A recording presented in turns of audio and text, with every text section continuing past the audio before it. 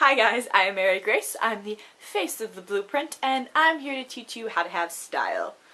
Okay, not this kind of style, but honestly, that could use a little work too. You kind of look like trash.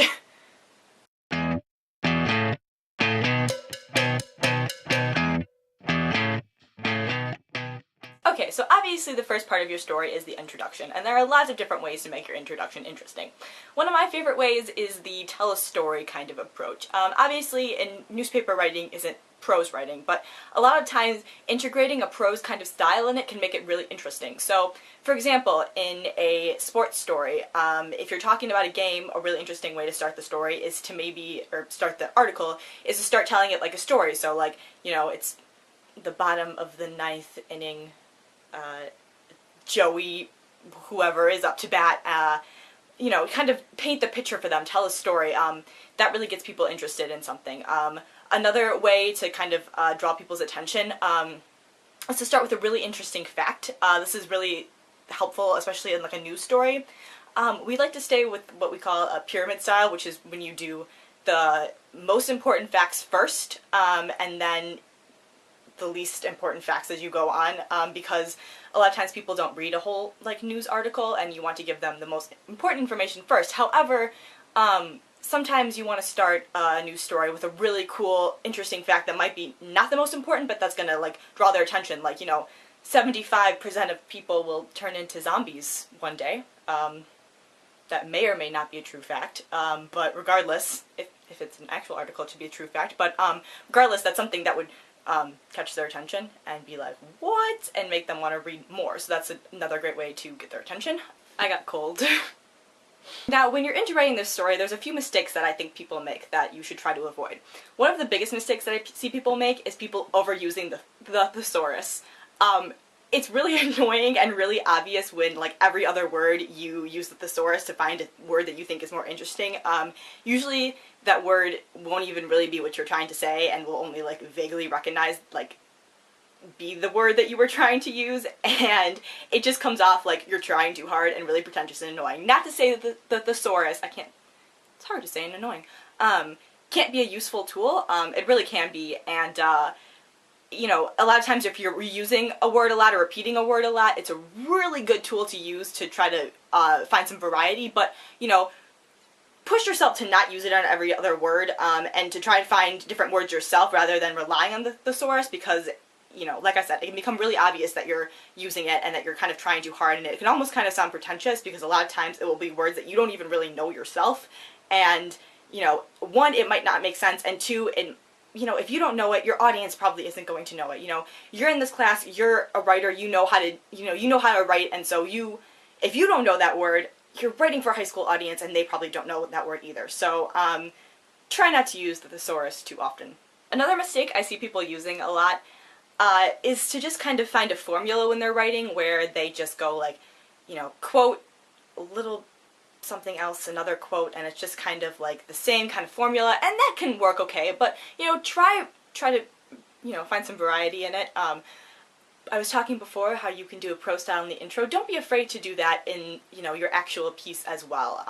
That can be really cool to read if you have a more prose style to it, I personally think, and, don't stick to a form. It's really easy with news writing, especially, or sports writing, to kind of just stick with this formula of just, fact, introduction to quote, and, that's fine, but, try to find some variety. Okay, verbs and adjectives are your friend.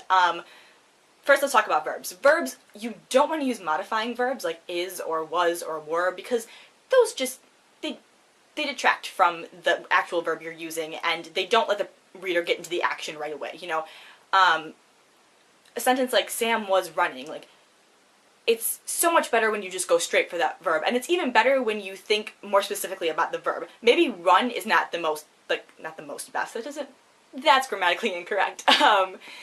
Maybe run isn't the best, verb. Really think specifically about the verbs that you're using and how you want to describe it, and remember that these people aren't there for the event that you're describing, or, the hypothetical event that you're describing.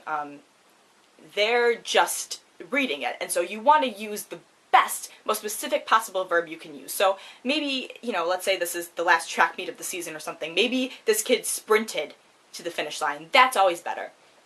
Another thing too, adjectives. Adjectives are really important, but try to stick, away from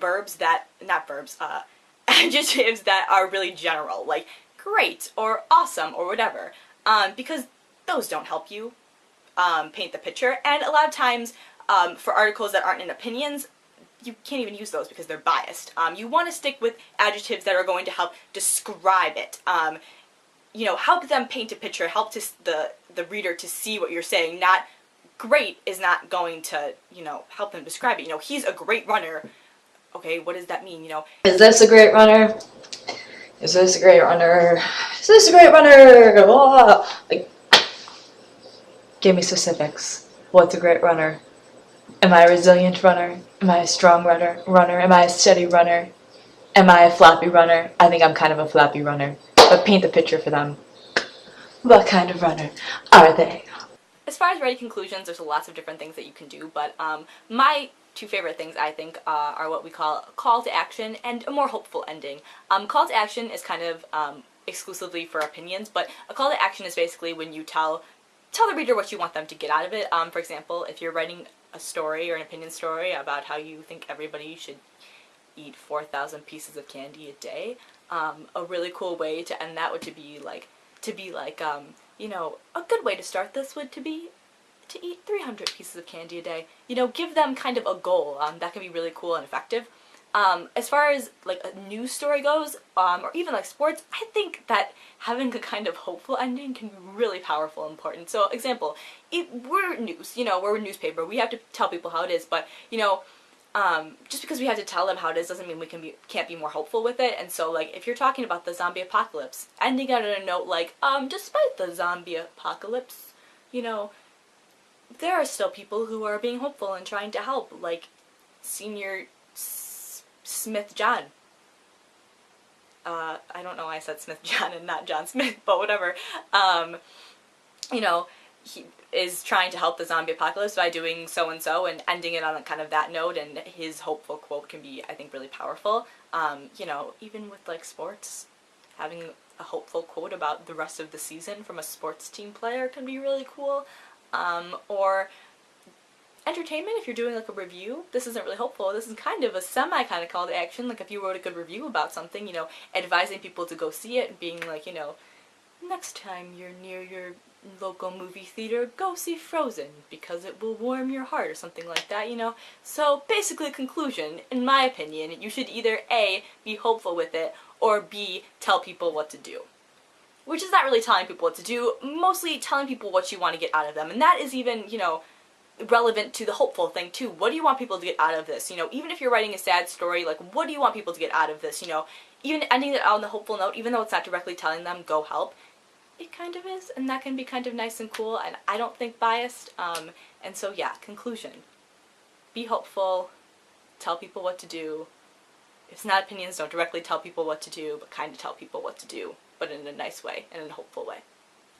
My last piece of advice is to just write and to read. The only way you're going to become a better writer is to read and to write. Even when you're not, you're not writing a piece for this class, write on your own time. If you, even interesting story that's going on in the news, like, try to, like, write your own version of it. Or if you're better, at prose writing, then, try to write little pieces of prose, whatever. Just keep a journal, write interesting things down. Like, that is the best way to become a better writer. Also, to read, especially, newspapers. Before I came into this class, was not, big on reading newspapers. That's not really my thing. I'm more a fiction kind of girl, but, like, in order to become a better writer, I had to read different things. And so read and get inspired by those things, and, feel okay to break the rules once in a while. Just because, there are rules that you see set maybe in journalism doesn't mean that you're not allowed to break them. So read, write, experiment with things, break rules, but know the rules before you break them. And just be the best writer you can be. On. Woo!